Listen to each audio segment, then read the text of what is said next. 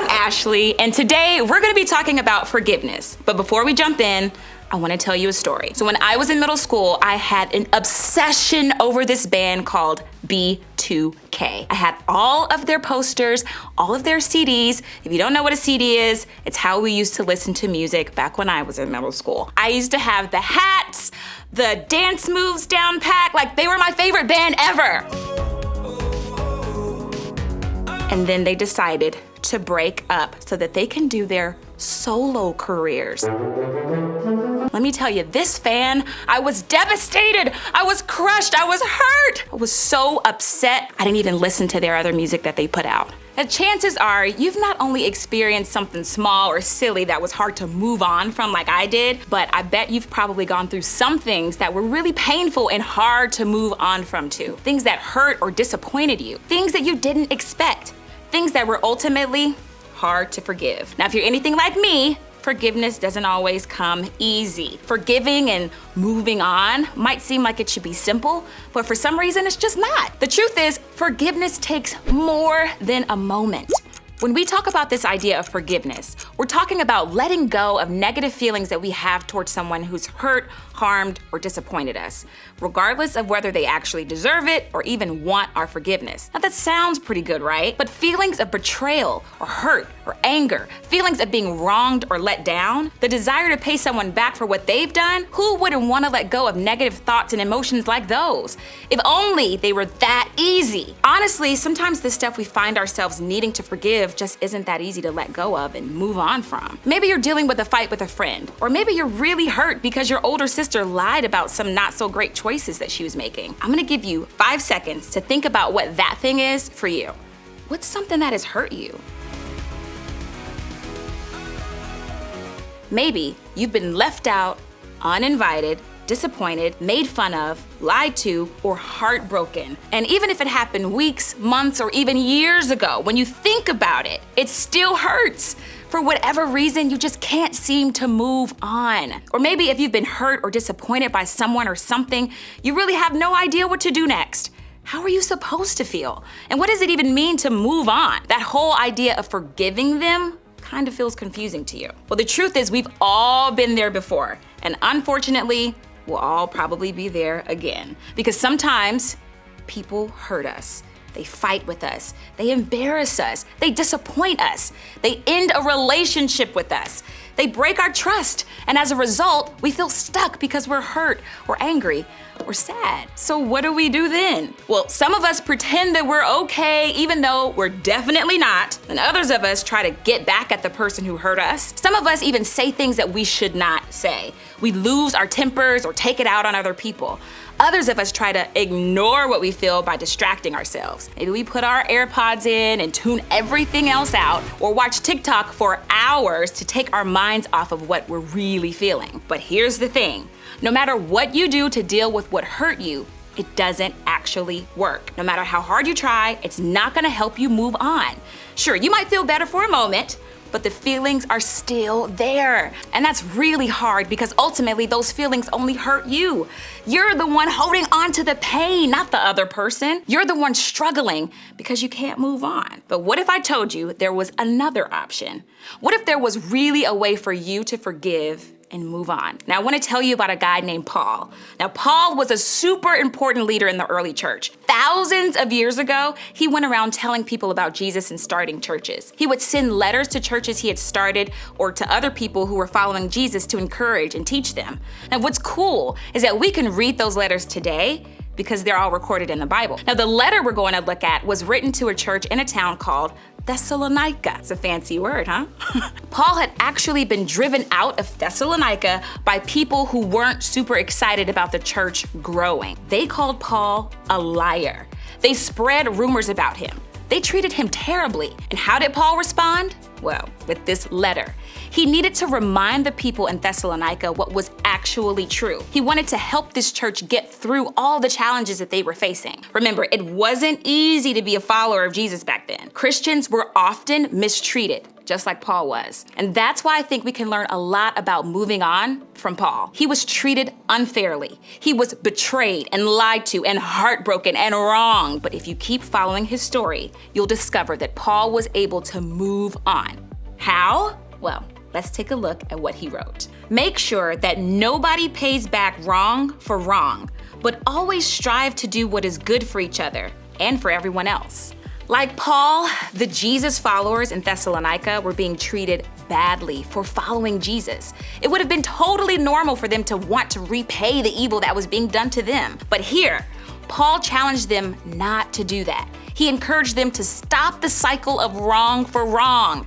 Instead, he wanted them to focus on what was good, not just for them, but for everyone. Now, let's think about what this might mean for you. Now, I've got a pair of my sister's shoes back here.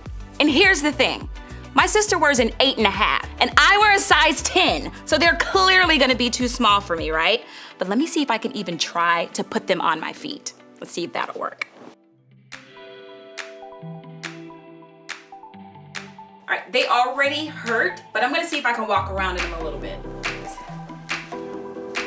Ouch, my toes!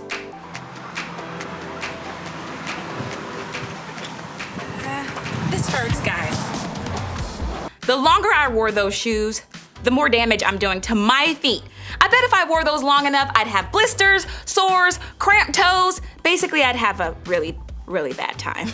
When we let go of what's hurting us, we can start to live without the distraction of pain and hurt. We can walk forward in a healthier way. So, what if you decided to throw away that old pair of tight shoes? What if you chose to let go of what's hurting you for the good of everyone, including yourself? Now, I know that probably sounds like a really difficult thing to do, and that's because it is. It's not easy to choose to let go of the pain someone has caused us, and it's not easy to want to do what's good for someone who has hurt us. It's not easy to let go of the grudge that we might be holding on to. But like Paul said, if we want to break the cycle and move on from it, we have to try. In other words, we have to forgive. Why? Because when you don't forgive, it hurts you. Now think about this. The anger, the hurt, the pain you feel about that thing you were thinking about earlier, remember that thing? Is it possible that you're allowing those things and the people who caused them to have power over you? But they're not the ones feeling it. You are. You're the one dealing with it every single day. And that means that you have the power to stop it. If you want to break the cycle you feel like you're stuck in, then you have the choice to let it go, to move on, to forgive. Because when you don't forgive, it hurts you. Look, this is hard because sometimes the person who hurt us never apologizes. Maybe they didn't even acknowledge how they hurt us, or maybe they don't know that they hurt us. Maybe they don't even really care about how it made us feel. And if that doesn't seem fair to you, then you are right. It's not. But remember, forgiveness is about what's good for all, and that includes you. Forgiving that other person helps you.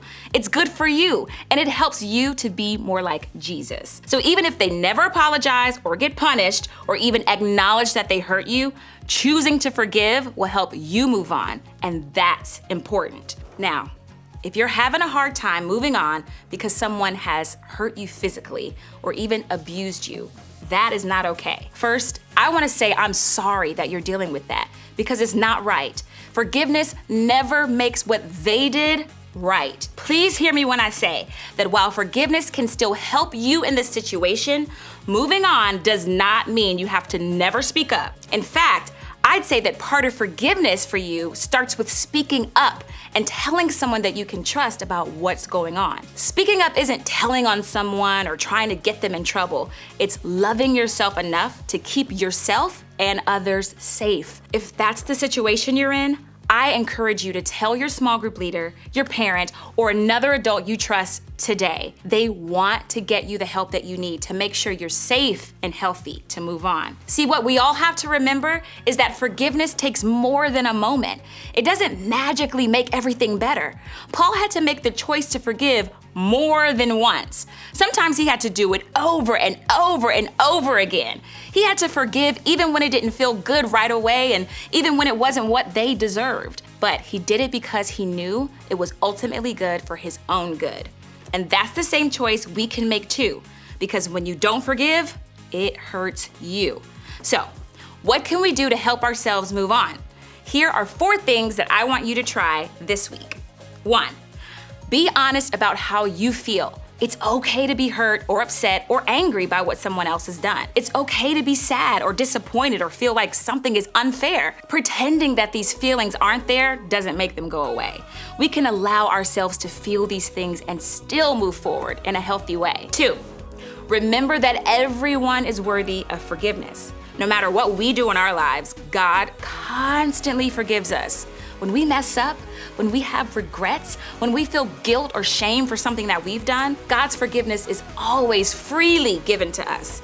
God offers grace, even when we don't deserve it. So when you're feeling like you've made a mistake, remember that you're worthy of and offered forgiveness, but it goes further than that. We're called to do the same for others. Just as God forgives us, we can try to forgive other people who've wronged us, because no matter what they've done, the truth is that they're God's creation, and that makes them worthy of forgiveness too. 3, that's 7. Choose to move on. You can decide to move on from the hurt you're holding on to and make a choice to move toward forgiveness. This can look a lot different for all of us. Choosing to move on doesn't always mean you have to run up and tell someone, "I forgive you." It doesn't have to be something that you talk about at all. It could be something you do simply for yourself. Maybe you write a letter that you never send to the person who hurt you to get all of your thoughts and feelings out. Maybe you pray for them. Maybe you end that prayer by telling God, "I forgive them, and I'm letting it go."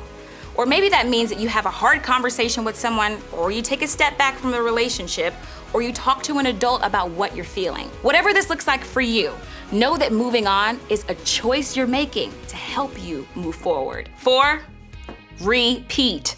Move forward over and over and over and over again. Remember, forgiveness takes more than a moment. It's a process. It's a decision you have to keep making.